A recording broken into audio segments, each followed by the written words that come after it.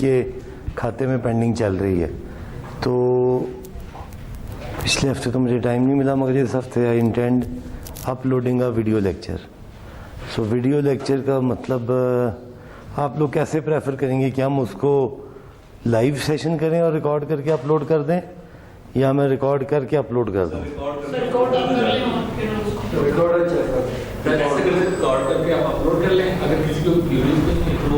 ठीक, चलें। वो पिछले हफ्ते कोई लाइव चली नहीं क्लासें? उन्होंने भी सर ऐसे ही किया था, रिकॉर्डेड। कुछ लोगों को इश्यूज आ रहे थे तो उन्होंने कहते कि वो रिकॉर्ड करके उन्होंने अपलोड कर दी कोई। चलें, सो हम एक नया एक्सपीरियंस होता जाएगा। ये नहीं आपके लिए नया, हम तो पिछले कई 1.5 साल से कर रहे हैं स्टूडेंट्स के लिए। अब आप उन खुशकिस्मतों में से हैं जो ऑन कैंपस हैं, वरना यहाँ पूरा 1 साल ऑलमोस्ट हम, और जूम 40 मिनट का वो सेशन होता था, हर 40 मिनट बाद वो ब्रेक होता था, फिर दोबारा कनेक्ट होता था, फिर सारे ज्वाइन करते थे, कोई उसमें कोई पीछे रह जाता था, कभी टीम पे जाते थे तो टीम पे किसी का अकाउंट नहीं होता था, यानी कि एक चैलेंज था, मगर चल उसमें भी गई थी। वी वुड रिक्वेस्ट हम कर लेंगे।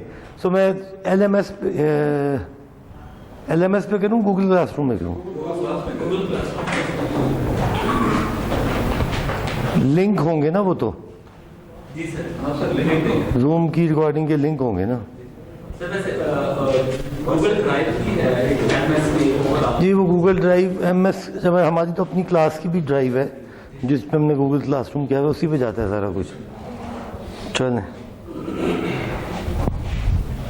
गूगल ड्राइव पे क्या उसका लिंक आप पेपर आपका है 11 को। 15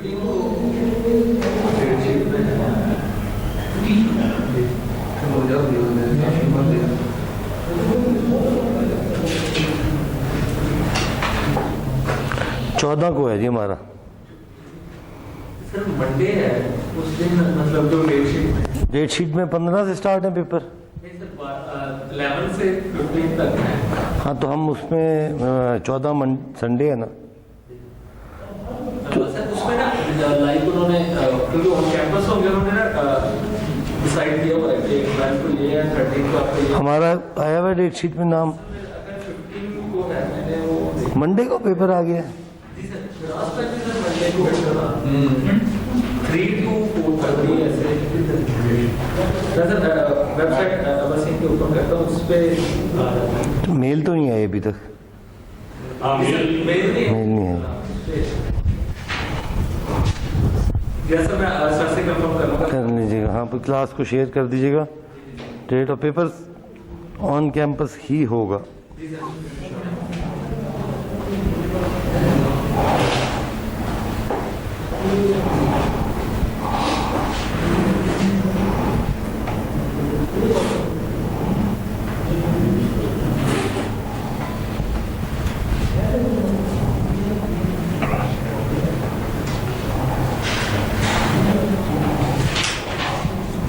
कहाँ पहुंचे थे हम जी?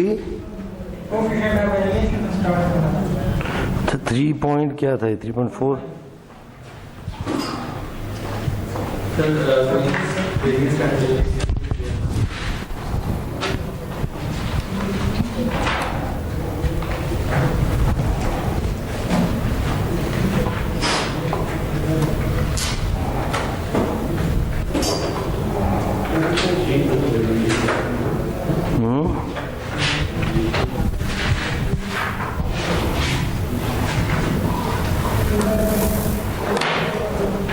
उधर से देखिए, यहाँ से आ गया ये प्रॉब्लम उधर ही है।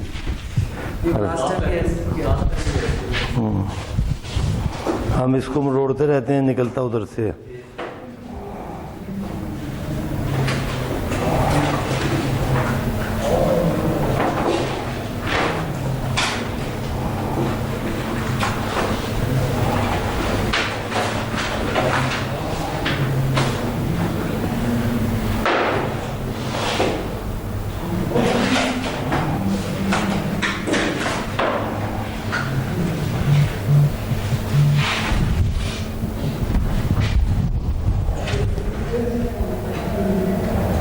सर फ्रीक्वेंसी डिस्ट्रीब्यूशन में ऐसा हो सकता है कि किसी फ्रीक्वेंसी ऐसा हो सकता है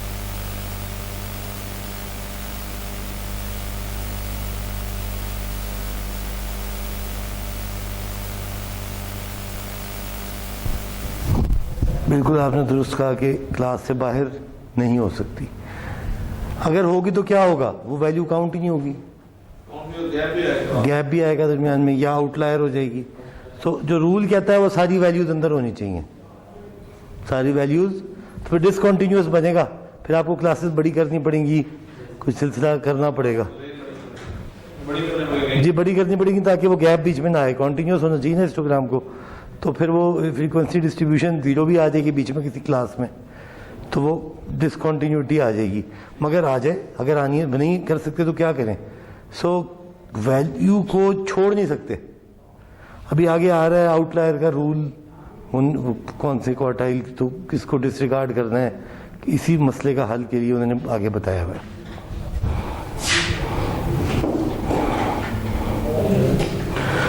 ओके जी, हम कहाँ पहुंचे थे? Sir शेबी shares theorem star coefficient of variation था, याद है ना? अच्छा जी, when two samples have same units of measure, the variance and standard deviation for each can be compared directly. इधर भी नंबर ऑफ यूनिट्स हैं, उधर भी नंबर ऑफ यूनिट्स हैं, इधर भी नंबर ऑफ कार्स हैं, उधर भी नंबर ऑफ कार्स हैं, इधर भी माइल्स हैं, उधर भी माइल्स हैं। तो इसकी वेरिएंस 15 मील है, इसकी 12 मील है, तो we can straight away make a good comparison कि यार ये 12 वाला ज़्यादा क्लोज है, क्योंकि यूनिट ऑफ मेजर वेरिएंस की सेम है। अब फॉर एग्जांपल ऑटोमोबाइल डीलर ने कंपेयर करनी थी standard deviation of miles driven for cars he received as trade in for new cars. वो कहते हैं ना पुरानी दे जाए नई ले लें, तो पुरानी जो आती थी उसकी क्या वेरिएंस थी। So she found that for a specific year the standard deviation of Buicks was 422 miles and for standard deviation for Cadillacs for 350 miles. अब ये इस पे बड़ा आसान है। शी कैन कंक्लूड के ब्यूक्स जो कैडिलैक्स हैं वो कम चली हुई होती हैं, या कम या ज़्यादा तो नहीं सॉरी कहना चाहिए, उनकी आपस में वेरिएशन कम है, उनका मीन की तरफ 350 एक स्टैंडर्ड डेविएशन इधर है। She would say that the variation in mileage was greater in Buicks, बिल्कुल ठीक कह रही है। But what if the manager wanted to compare the standard deviation of two different variables such as number of sales over a 3 month period and the commission made by the sales person. तो number of sales किस में होगा, गाड़ियाँ कितनी बेची, commission किस में होगा, डॉलरों में होगा, तो यूनिट्स दोनों फर्क। तो ऐसे वेरिएबल्स जिनकी यूनिट फर्क हो उनको डायरेक्टली कंपेयर नहीं किया जा सकता। To do that we are given a possibility of using a coefficient of variation. Now coefficient of variation is simply a percentage. It is what? Divided by the, agar S is the sample mean, X is the sample standard deviation, and X is the sample mean, multiplied by 100 we get a coefficient of variation for samples. And this is mu is the population mean, sigma is the population standard deviation. So we can compare them using how are they varying with respect to their mean. अपने mean से ये कितना इधर से उधर हैं। Same चीज हमने की, एक कोएफिशिएंट ऑफ वेरिएशन निकला 5.7, एक 14.7. Since the coefficient is variation is larger for commission are more variable than sales. अब ये परसेंटेज में आ गया, हालांकि एक डॉलरों में था और एक नंबर ऑफ कार्स में था, नंबर ऑफ सेल्स में था. So we can convert them and so तय क्या पाया, two distinct variables having different units can be compared using coefficient of variation. एक अगर आपके पास कुछ भी ना हो, कोई फार्मूला आपके जहन में ना आ रहा हो और आपने जल्दी से देखना हो, तो स्टैंडर्ड डेविएशन का बेसिक फार्मूला क्या है? Range rule of thumb. Rule of thumb क्या होता है? एक कन्वेंशन, अंदाज़ा, अप्रॉक्सीमेशन, अब वो क्या है कि range divided by 4 is approximately equal to sample standard deviation. So ये जो बीच में चीज दी हुई है this is an approximation. So range rule of thumb is only an approximation and should be used when distribution of data values is unimodal. एक तो ये यूनिमोडल हो, इसकी भी शराइतें इस्तेमाल करने की, और रफली सिमेट्रिक हो. सिमेट्रिक से क्या मुराद है?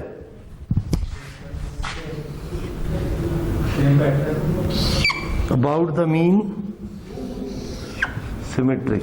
क्या ये सिमेट्रिक है? स्क्यूड है ना. सो सिमेट्रिक. और मल्टीमोडल.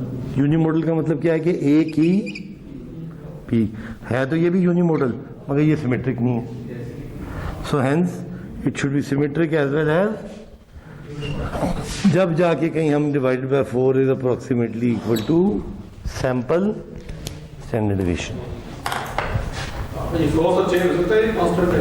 सॉरी, फ्लो कांस्टेंट है, चेंज. ये तो कांस्टेंट है. ये तो एक अंदाजा करने के लिए, जब कुछ भी नहीं है, कोई डेटा वैल्यूज नहीं है जिससे आप कैलकुलेट करके फॉर्मूले में डालें. एस का फॉर्मूला हमने पढ़ा था ना पीछे. क्या था एस का फॉर्मूला सर? याद करें, यहीं कहीं था अभी हमारे पास. ये था ना, ये पूरा फॉर्मूला था हमारे पास. S is equal to S is equal to N summation F. ये तो वो वेटेड वाली की बात हो रही है, मगर चले खैर कोई बात नहीं.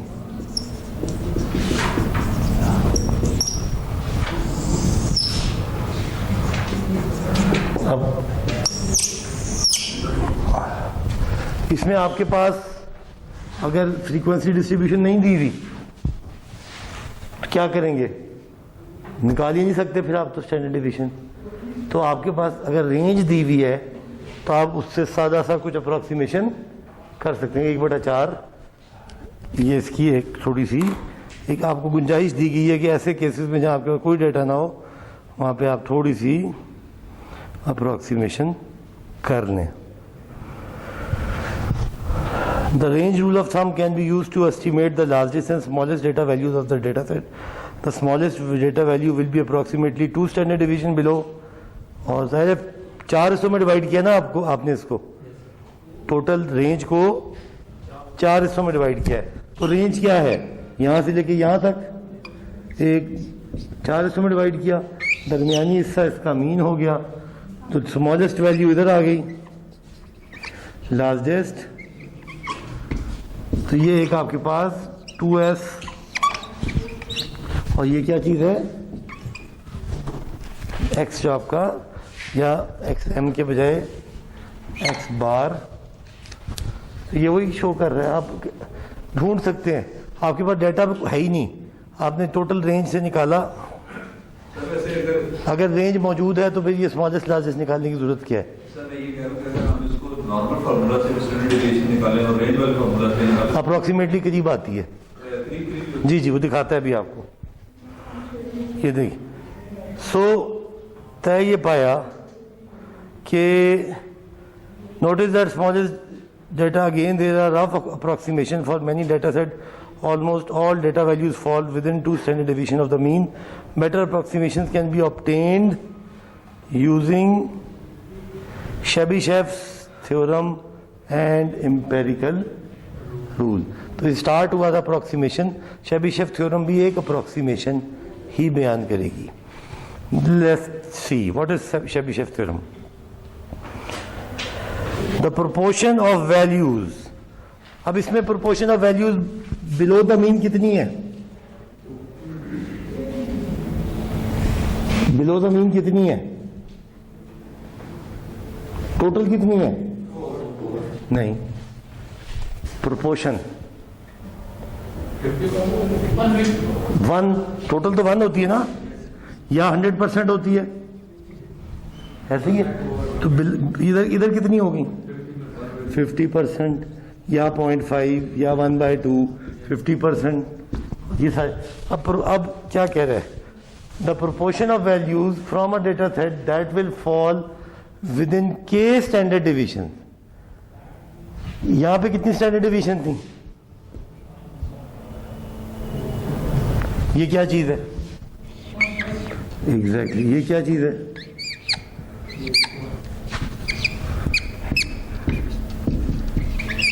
ये 50% कितनी स्टैंडर्ड डिवीजन में थी? Standard deviation. डेविएशन इज, क्या डेविएशन पॉजिटिव और डेविएशन नेगेटिव होती है?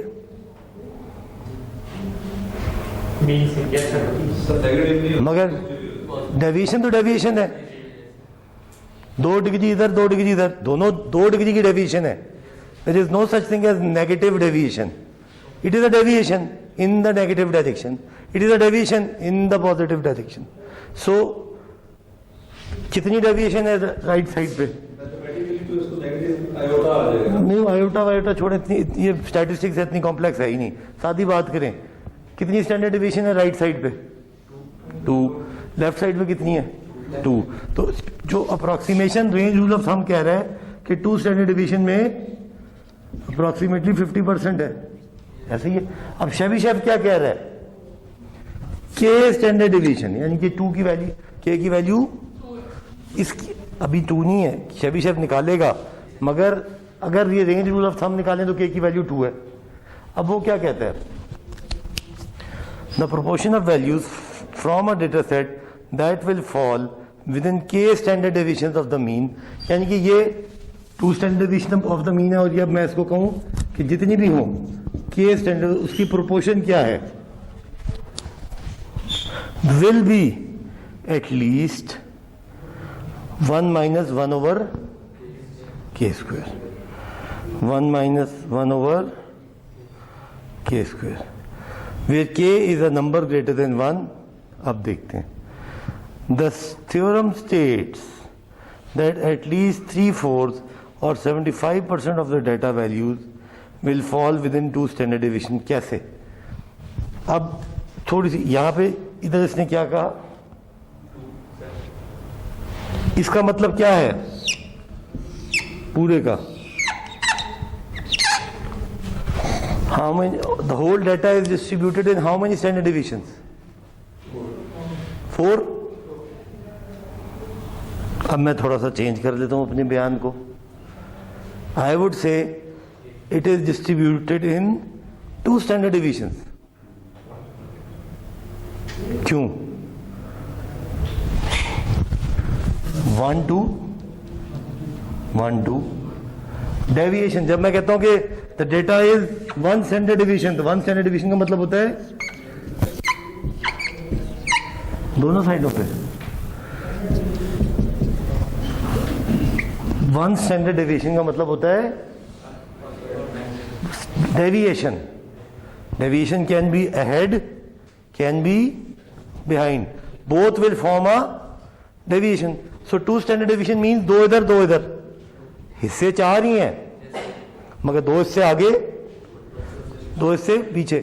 +- 5 नहीं कहते हम, क्लास के नंबर +- 5 है तो 55 से 45 डेविएशन कितनी होती है? आइए, डेविएशन कितनी होती है? डेविएशन कितनी होती है? 5 की, तो 5 आगे।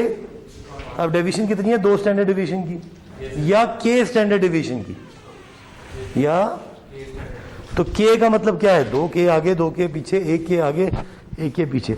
अब इस थ्योरम की इक्वेशन क्या आती? 1 - 1 over, अब के की वैल्यू डालें, अगर के की वैल्यू 1 हो, अब 1 नहीं हो सकती, ये इसने आपने देखा, ये ग्रेटर देन 1 है। 1 डाली तो क्या हो जाता? 1 - 1 over 1 0 हो जाता, वो तो यानी कि थ्योरम फेल कर जाता है इस पे, तो 1 नहीं है। चलिए जी 2 देखते, 1 - 1 over,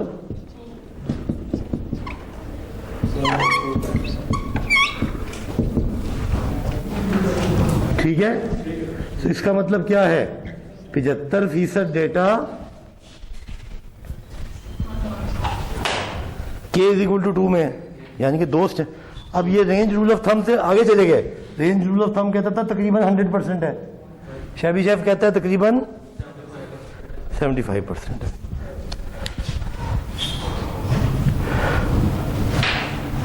अब एग्जाम्पल देखते हैं। ये अब आपकी इसकी एक अच्छी बात यह है, this theorem can be applied to any distribution regardless of their shape. मतलब यूनिमोडल सिमेट्रिक होने की शर्त खत्म हो गई। Any distribution regardless of their shape. Let's see, the mean prices of houses in a certain neighborhood is $50,000 and the standard deviation is $10,000. Find the price range for which at least 75% of the houses will sell. अब बड़ा आसान है।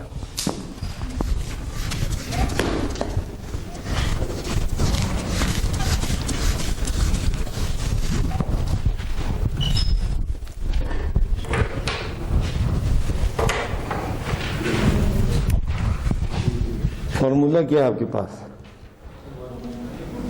शेबिशेव theorem क्या कहता है? Proportion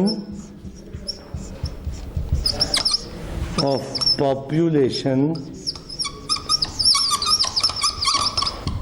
from the mean is equal to 1/1 minus K square. ठीक है।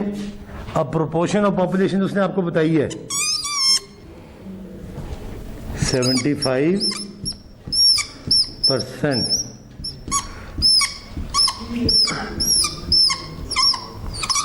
अब आप मुझे बताइए, अब नंबर ऑफ स्टैंडर्ड डेविएशन कितनी है? इससे क्या आएगी के की वैल्यू?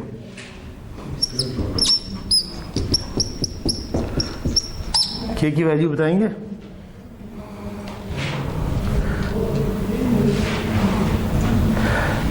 के की वैल्यू इक्वेशन सॉल्व करें। अल्लाह के बंदों,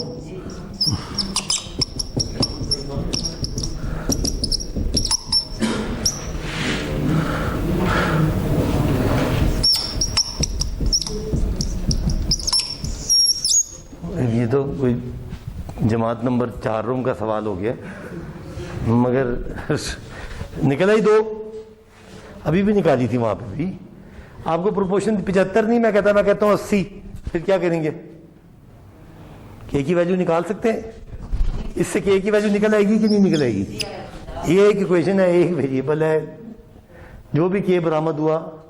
now you have K equal to 475, you know K is equal to 2. Now you have the mean value which is 50,000 and he is asking you find the price range in which at least 75% would fall. So 75% कितने में fall करेंगे? 2 में। 1 standard deviation, 2 standard deviation, 1 standard deviation, 2 standard deviation. So ये पूरा data जो है plus minus, ठीक हो गया जी। अब एक एस कितने की, एक एस की वैल्यू कितनी है?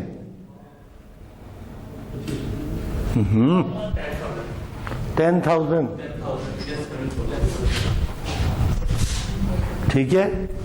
2 एस की वैल्यू कितनी होगी? 20,000। तो ये 30 आ जाएगा और ये कितना आ जाएगा?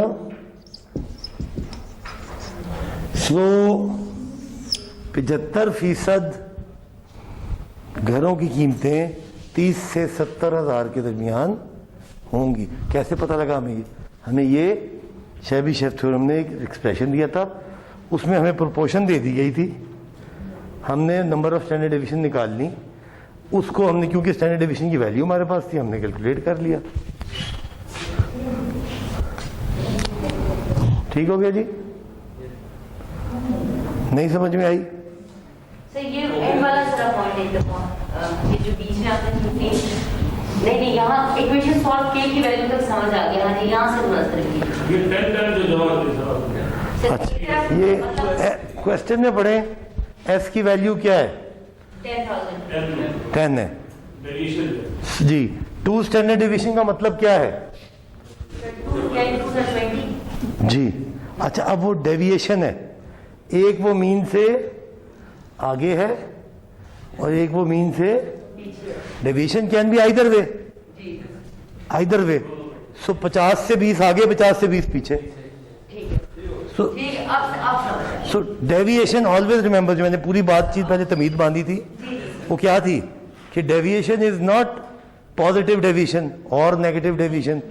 डेविएशन डेविएशन होती है डिग्री की तरह, चाहे पॉजिटिव हो चाहे नेगेटिव हो। सो भूलना नहीं चाहिए ये बात।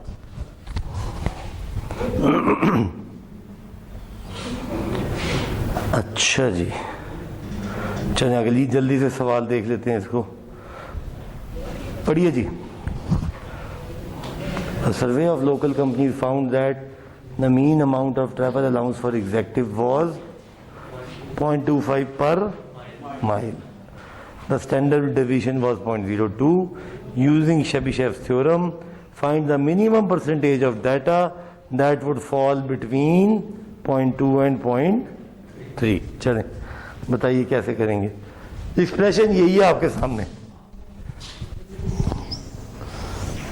अभी आसानी के लिए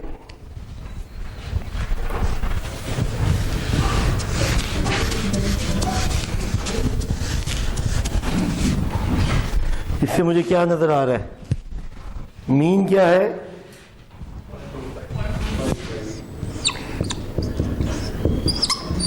एफ क्या है? ऐसी है। शेबिशेव थ्योरम क्या कहता है आपको? 0.2 और जिसका दरमियान ये फासला कितना है?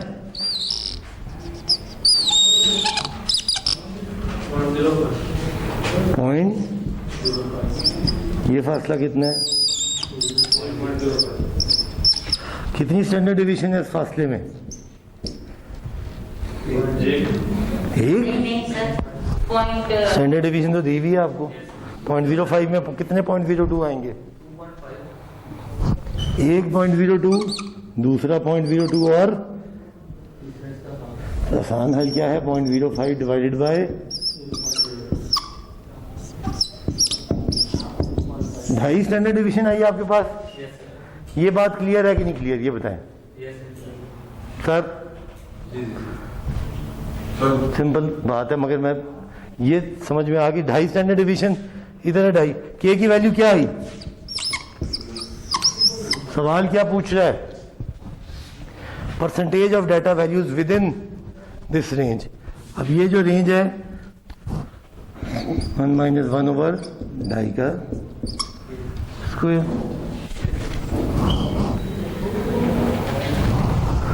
84% डेटा लाई करेगा इन दो वैल्यूज के दरमियान। सिंपल। तो शेबिशेव थ्योरम की एप्लीकेशन गिवन परसेंटेज के लिए वैल्यूज निकालना, गिवन वैल्यू से परसेंटेज निकालना, आइदर वे। जी जी, ये 0.05 कहाँ से दिया? वाह, कहीं भी नहीं गिवन ना। ये क्या, ये गिवन है सर? मीन गिवन है, ये गिवन है। इनका डिफरेंस क्या है?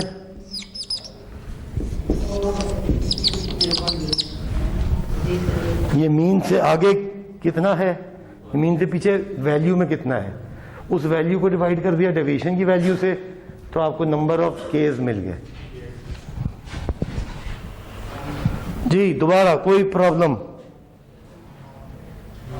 शेबिशेव ने जान नहीं छोड़नी आगे, समझ लें अभी भी।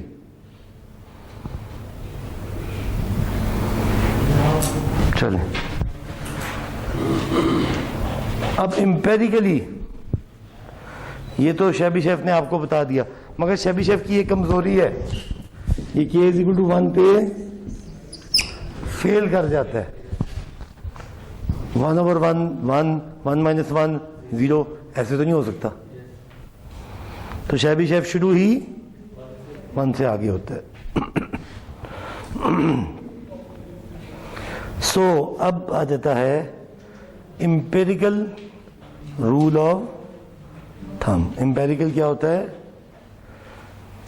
When a distribution, Chebyshev apply होता था रिगार्डलेस ऑफ द शेप, ना मोड, ना सिमेट्रिक, ना कोई चीज। However when a distribution is bell shaped, bell shaped का मतलब क्या होता है? Symmetric, unimodal, that is normal. The following statements make up the empirical rule are true. यानी कि फिर ये एक 3 आपके पास empirical rules आ गए। Approximately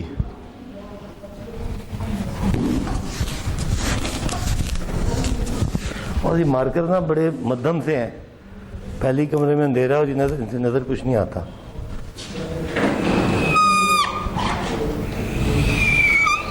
पहली शर्त क्या है? कर्व जो है वो बेल शेप्ड हो।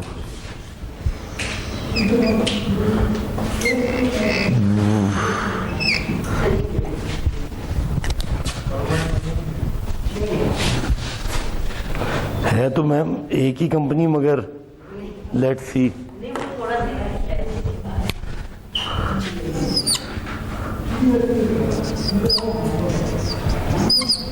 क्या पहला रूल क्या कह रहा है? 68% of the data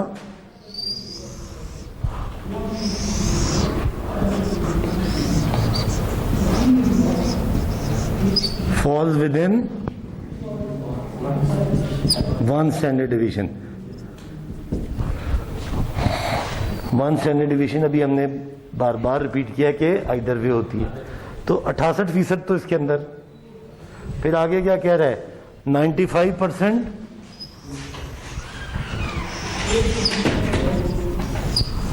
thank you, 95% 2 standard division में, और 99.7 3 स्टैंडर्ड डिवीजन में। तो उसने आपको शैबी शेफ से आगे की बात कर दी कि 99.7% डाटा जो है that is with in 3 standard division. अगर आप किसी पॉपुलेशन को देख रहे हैं तो आप आंखें बंद करके कह सकते हैं, फॉर एग्जांपल एक मेरे पास नट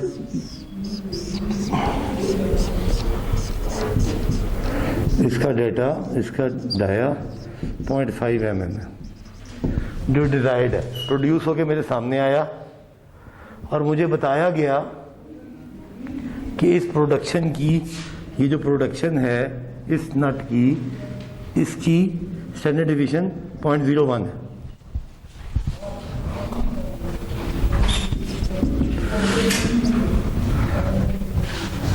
तो मैं, और मीन इसका 0.51 है, डिजायर्ड जो है वो 0.5 है। मैं पूरी लॉट पे एक फतवा लगा सकता हूं इस रूल के तहत। ओके, नाउ मेरे हिसाब से 3 स्टैंडर्ड डिवीजन का मतलब क्या हो गया? 0.03, यानी कि मेरे हिसाब से ये जो नट है इसका डाया लेस देन 0.54 और 0.48। क्या आप इससे एग्री करते हैं? 99.7% would fall within this range. Can you relate? मैंने ये क्या लिया? 3 स्टैंडर्ड डिवीजन से 3 स्टैंडर्ड डिवीजन में कितना है? 99.7। 3 स्टैंडर्ड डिवीजन बनती कितनी है? सर 0.3 प्लस किया, 0.3 प्लस किया इसमें और 0.3 माइनस किया, और डिजायर्ड क्या था? 0.5। क्योंकि अब यहाँ दो फर्क आ गए, ये है नॉमिनल वैल्यू या डिजायर्ड वैल्यू, और ये है actual process mean. Process mean is a bit shifted from desired. Process mean तो ये, अगर ये मैंने 1000 नट बनाए तो उसमें से 997 इस रेंज में होंगे और 3 इससे भी बाहर होंगे, या 2.3 997 ही होंगे. हाँ 1000 में से 3 इससे बाहर होंगे. सो अगर ये रेंज मेरी डिजायर्ड क्वालिटी स्टैंडर्ड के विद इन है तो मैं लॉट को पास कर दूंगा 3 का डेफिसिट बर्दाश्त करके. और अगर ये रेंज मेरे डिजायर्ड क्वालिटी स्टैंडर्ड से बाहर है तो मैं पूरी लॉट रिजेक्ट कर दूंगा. यानी कि मैंने बगैर हाथ लगाए, नापे, कैलकुलेट किए, सिर्फ डेटा शीट से फतवा लगा दिया, नहीं ये नहीं जाएगी आगे. या बेहतरीन है आप लिख के दे देंगे कि 0.997% कंफर्मिंग. अगर आपका ये डाटा ठीक हुआ, अगर ये डाटा ठीक, अगर इस डाटा में चालाकी की गई है तो फिर आगे गलत से गलत ही निकलेगा. सो डाटा एक्विजिशन क्वालिटी कंट्रोलर्स ने लिया, इंस्पेक्टर्स ने लिया, डाटा एनालिसिस हमने किया. अगर डाटा मैन्युफैक्चरर ने ही डाटा जमा करना है तो वो 0.5 लगाएगा, 0.5 लगाएगा तो सीधा हो जाएगा. अभी हो सकता है मेरी रेंज हो 0.48 से 0.52 तक, तो मेरा ये बाहर जा रहा है कि नहीं. तो मैं पूछ सकता हूं कि 2 स्टैंडर्ड डिवीजन में कितने आएंगे. फिर अच्छा, अब मैं ये तो मुझे समझ में आ गया. 3 स्टैंडर्ड, यानी अब मेरा इस प्रोसेस का क्या बनेगा. थोड़ा आगे जा रहा हूं मैं अभी. 0.51, 0.52, एक स्टैंडर्ड डिवीजन आगे और नहीं एक पीछे, 2 पीछे. 0.5, 0.5, 0.49, 0.48, ये सारे पास है ना. तो मेरे पास कितने होंगे. 1, 2, 3, 4, ये सारे रिजेक्ट. अब कितनी परसेंटेज पास हो रही है. मीन से पीछे कितने हैं. 50% है कि नहीं. मीन से आगे कितना है. 1. अगर दोनों तरफ होते तो 68 था. इसका मतलब क्या है 34. तो 50 तो पूरे हो गए.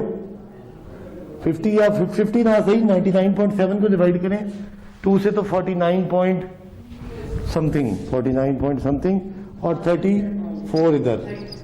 तो ये मेरे टोटल परसेंटेज मैं कह सकता हूं 1000 बने तो कि 49 जमा 34 84% तकरीबन बनता है. 83. तो मैं कह सकता हूं कि 883 पास होंगे, एक बाकी 17 फेल होंगे. कबूल है तो ले लो, नहीं तो फिर मैं दोबारा बनाऊंगा पास. सो मैंने डाटा घुमाने से चेक करना शुरू कर दिया है. अभी वो लिंकिंग आनी शुरू हो गई जो हम कहते थे ना ये 2 स्टैट पढ़ रहे हैं. ये कोर्स तो क्वालिटी क्या पढ़ा, हमें स्टैट रहे हैं. स्टैट का क्या ताल्लुक है. क्वालिटी तो नापने से आती है. तो नापने से जो आई, बार बार नापने से जो आई उससे डेटा बन गया.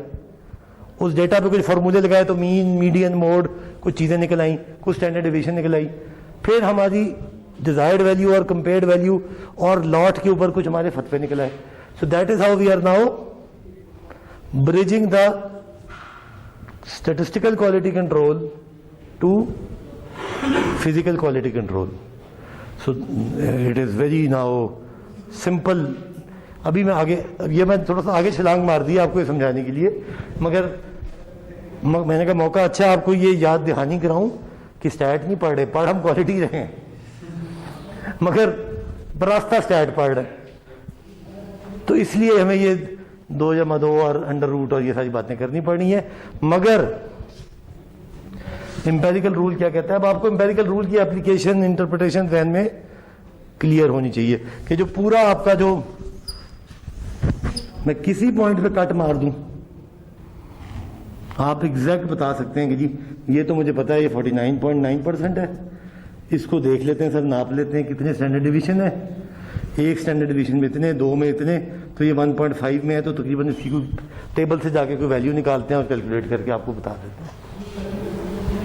So you can regardless of your data, if the data is symmetric and unimodal, meaning thereby it is normal, you can use these rules.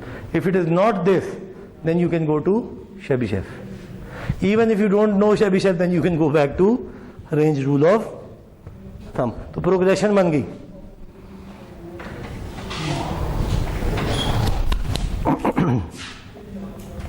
वही वाली बात हो गई.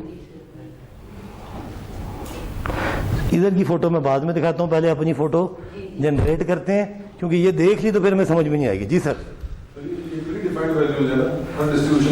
ये हर डिस्ट्रीब्यूशन नहीं, नॉर्मल के लिए, नॉर्मल के लिए. और इंपेरिकल, इंपेरिकल क्या होते हैं? जो एक्सपेरिमेंट से प्रूवन है, इनका कोई थ्योरेटिकल बैकग्राउंड नहीं है, इंपेरिकल वैल्यूज हैं. तो अगर कर्व नॉर्मल है, meaning thereby unimodal and symmetric है, तो ये छाप दें आप. अगर आपको नहीं पता कि वो नॉर्मल और यूनिमोडल है, तो शेबिशेव पे चले जाएं. ओके, चलें जी, ये तो बड़ी खूबसूरत सी एग्जांपल आ गई. पढ़ें जी.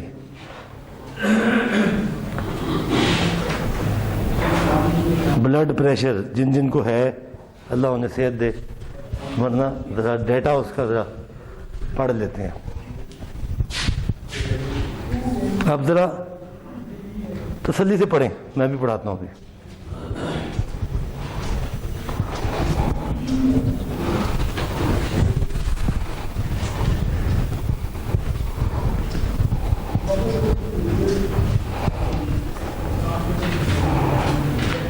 कितने लोगों ने गैट का इम्तिहान देना है आप इस क्लास से?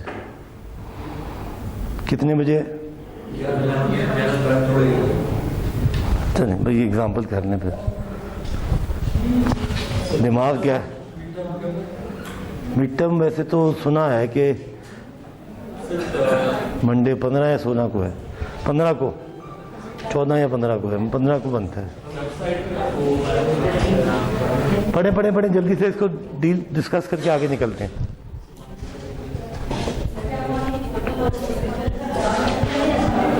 ये सब्जेक्ट गैट है आपका, सब्जेक्ट गैट, गैट जर्नल, और यूनिवर्सिटी अपना दे रही है. इधर तो जनरल.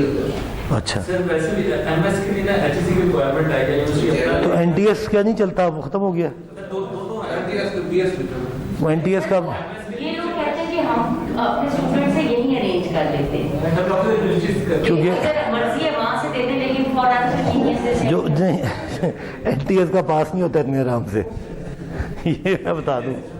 यहाँ तो आप इंशाल्लाह टॉप जाएंगे, एनटीएस का इतने आराम से पास नहीं होता. जब मैंने पहले क्लियर किया इसका हमने देना भी नहीं है, वो टफ चले आपको नहीं, वो आप तो नहीं ना, ये बेचारे बाकी लोग भी तो है ना, इनको भी तो ख्याल करें.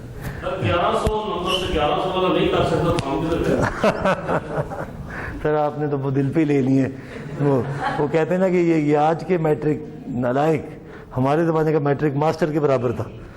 तो तुम्हारे बुजुर्ग भी और हम भी शायद अब यही कहने वाली, तो उन्हीं की वजह से तो मुल्क का ये हाल है. अगर वो ठीक होते तो आज हम कोई बेहतर होते.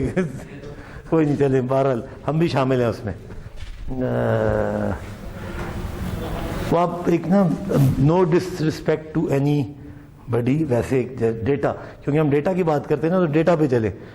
फर्स्ट वर्ल्ड का डेटा निकालें, वहाँ पे टॉप मोस्ट ब्रैकेट का जो इंटेलेक्ट का बच्चा होता है ना फर्स्ट वर्ल्ड में, he goes to pure sciences, chemistry, physics, nano material, फलाना ढिमकाना, प्योर साइंसेस, जिसमें वो नोबल शोबल ले जाता है कहीं ना कहीं जाके. सेकेंड टीयर का जो होता है, he goes to applied sciences like mathematics, natural sciences, basic sciences, और नहीं मैथ फिजिक्स इसमें पढ़ता है, और इकोनॉमिक्स। थर्ड ईयर का जो होता है ना वो जाता है इंजीनियरिंग में, इसमें आगे फिर हाँ ऊपर दे जाए उसको भी, वो भी उसमें भी नाम सुना मैं इनके हार्ड कोर जो। अब आप थोड़ा सा मैं इसको रिलेट करता हूँ, थर्ड इंजीनियरिंग, और इन्हीं में से कोई ब्यूरोक्रेसी वगैरह में वहाँ पे भी जाता है दुनिया। हमारे यहाँ क्या होता है, जो टॉप है वो डॉक्टर इंजीनियर, मलाई उतर गई ऊपर से, पीछे पानी वाला दूध रह गया, उसको जितने मर्जी उबाले दें निकलना कुछ नहीं है उसमें से जी। इसीलिए निकला है कि ऊपर मलाई थी नहीं, वरना कोई रोक लेता उसको, समझ ही नहीं आई किसी को। सो विद नो डिसरिस्पेक्ट, मैं खुद उस सिस्टम इसी सिस्टम की प्रोडक्ट हूँ, सिर्फ डेटा की बात कर रहे हैं, इसको डिफेंड नहीं करना, जज्बाती नहीं होना। तो कोई अगर है यहाँ पे ब्यूरोक्रेट या कोई इसी हम सब मलाई से नीचे वाले हैं, ऐसी कोई बात नहीं है। तो यानी कि और हमारे CSS में कौन जाता है जिसको ना इंजीनियरिंग में दाखिला मिला हो ना मेडिकल में मिला हो, फिर वो बैठता है 1.5 साल लगाता है, दाढ़ी बढ़ाता है और CSS की तैयारी करता है और पढ़ा के इम्तिहान दे देता है, फिर उसका ज़िंदगी का पैटर्न ठक करके सेट, डिप्टी कमिश्नर साहब, SP साहब और इनकम टैक्स कमिश्नर, और बेहतरीन, विदाउट एनी मैलिस और विदाउट एनी डिसरिस्पेक्ट आपने अपने लोअर टीयर को टॉप टीयर पे बिठाया। जी सर, ऐसी है ना। होता क्या है, अब थोड़ा सा चेंज इसलिए आया है कि इंजीनियर बन के नौकरी नहीं मिलती, डॉक्टर बन के नौकरी नहीं मिलती, तो हाई टीयर वाला पहले अपना टाइम ज़ाया करता है, फिर CSS में छलांग लगा देता है। इस दफ़ा का CSS के रिजल्ट का आप डेटा देखें, 84% डॉक्टर इंजीनियर हैं, 84%। तो वो नाराज हो रहे हैं नीचे वाले कि हमारा क्या कसूर है, नाम इंजीनियरिंग में वो घुसने दिया है उन्होंने, और अब जब हमारी बारी आई तो इधर से वापस आ गए। हम साइंसेज में तरक्की इसलिए नहीं करते कि हम अप्लाइड साइंसेज में चले गए। Job culture is job oriented. भाई मैथ में MSc करोगे तो खाओगे कहाँ से, टीचर बनना है, ट्यूशन पढ़ाओगे, फिजिक्स में पढ़ोगे तो क्या करोगे, बस मैट्रिक FSC O लेवल को पढ़ाओगे, क्या है फिजिक्स का स्कोप। तो हम में से कितने लोग हैं जो अपने बच्चों को कहेंगे जा बेटा फिजिक्स में MSc कर ले, नलायक ही निकला यार, ये इंजीनियर नहीं बन सका। बहरहाल जी चले पढ़े, मैंने सवाल जवाब नहीं लेने इस पर। Table list means and standard division, the mean is the number before plus minus and standard division is the number after the plus minus. The results are from a study attempting to find the average blood pressure of older adults. Use the results to answer the question. Age 55 plus minus 10. Woman same. Blood pressure systolic diastolic. Systolic वो ऊपर वाला होता है, diastolic नीचे वाला होता है। 123 plus minus 9, 78 plus minus 9 तक हो गया जी। और ये है नॉर्मोटेंसिव जो कि नॉर्मल लोग हैं, और जो हाइपरटेंसिव थे जिनकी जो कि जी ज़्यादा है। तो अब मुझे नहीं पता नॉर्मोटेंसिव लोअर वालों को कहते हैं कि नॉर्मल लोग कहते हैं। दो कैटेगरीज है, एक हाइपरटेंसिव और एक नॉर्मोटेंसिव। हाइपरटेंसिव वो जिनका बड़ा रहता है, उनका लोअर भी ज़्यादा है। Apply Chebyshev theorem to the systolic blood pressure of normotensive men. क्या पता लगा इससे आपको?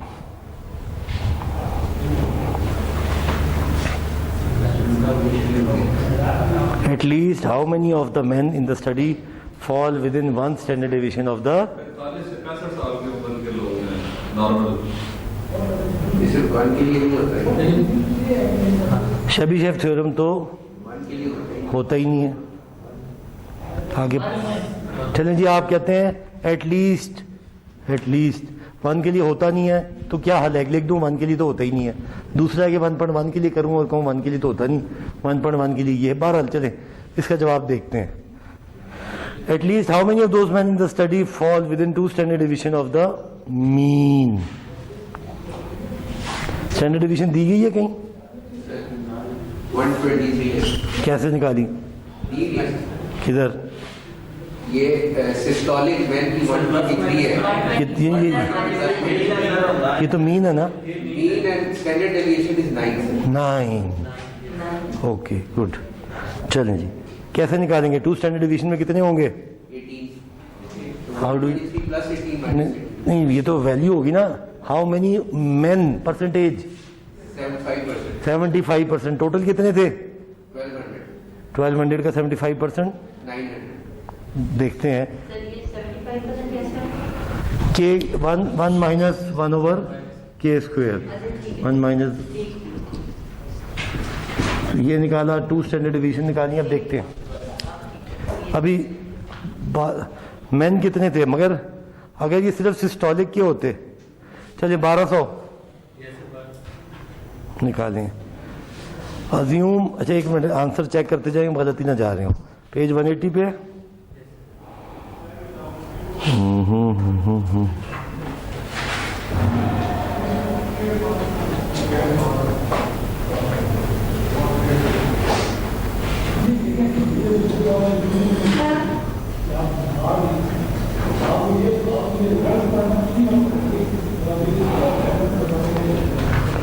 ओके। ब्लड प्रेशर तो भाई मेरे ने जवाब पकड़ा हुआ था। Chebyshev theorem does not work for scores within. मैं हूं ना तो मैं कहूँ अच्छा चलो यार 1.1 में ही बात कर लेते हैं, कोई आगे पीछे थोड़ा सा निकाल लें। चलो खैर, बस जवाब दुरुस्त है।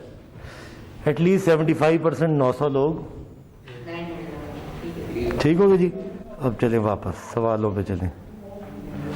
ये पेज नंबर 220 है, 177 था। ओके अब okay. Assume blood pressure is normally distributed. अब इंपेरिकल क्यों बता रहे हैं आपको कि अब आप इंपेरिकल रूल लगा सकते हैं, ये वाले कवानीन अप्लाई कर सकते हैं। बग गए sir. Answer the following using empirical rule instead of Chebyshev. Give ranges of the diastolic blood pressure of older women. Older women कौन से वाले ब्लड प्रेशर के? नॉर्मोटेंसिव, ये sorry normotensive and hypertensive. Ranges क्या होंगी? 3 स्टैंडर्ड डिवीजन ऑलमोस्ट यही बनेगी ना, प्लस माइनस 3 प्लस माइनस इधर करके। Do the normotensive male systolic blood pressure range overlap with hypertensive करके जल्दी से देख लेते हैं।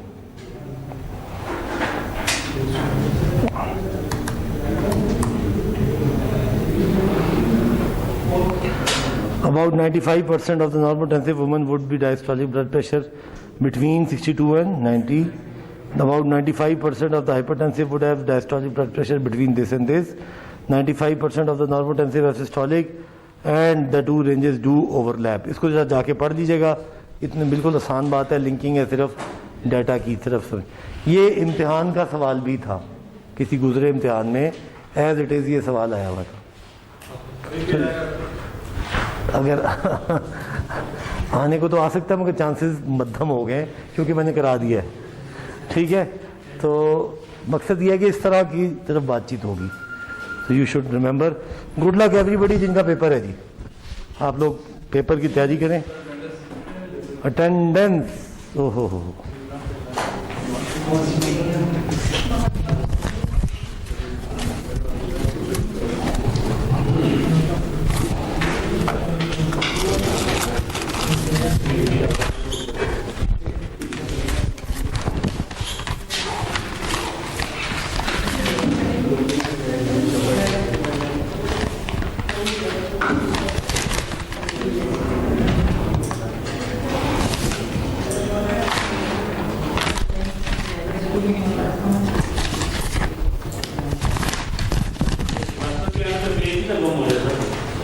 तस्वीर हर दफा खींच लेता हूँ मैं। सारी मेहनत रहेगा ना चली जाए, है ना।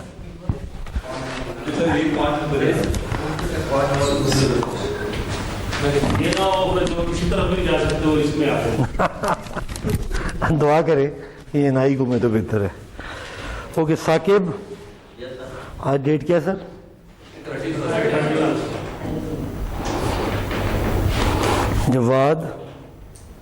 Jawad Khan, Mishkat Ali Shah, Abdullah, yes sir. Fawad Mazhar, Yes, sir. Azhar, yes sir. Zubair, Sarfaraz, Hamza, Ali S Usman, Ali Waqas, Mohammad Farooq, Farah Khan, Aneela, Farooq, Rehman, Aamir Wahid ही हैं यहाँ, मोहम्मद अरसलान, मोहम्मद अली, इनामुर रहमान, खलीलुल्लाह, सद्दाम हुसैन, रूबिया, फजल मोहम्मद, किश्वर, यास्मीन, तसव्वुर, कोई रह गया सर? मेरा भी एडमिशन हो गया है, मेरा नाम अपडेट नहीं किया। बताइए। वकील मेरा नाम। अच्छा आप वकील हैं।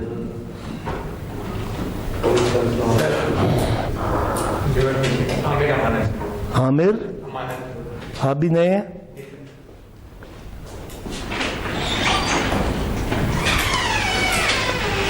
With effect from 31/10। और गूगल क्लासरूम पे आप हैं? ज्वाइन, ये राब्ता करें। आप आगे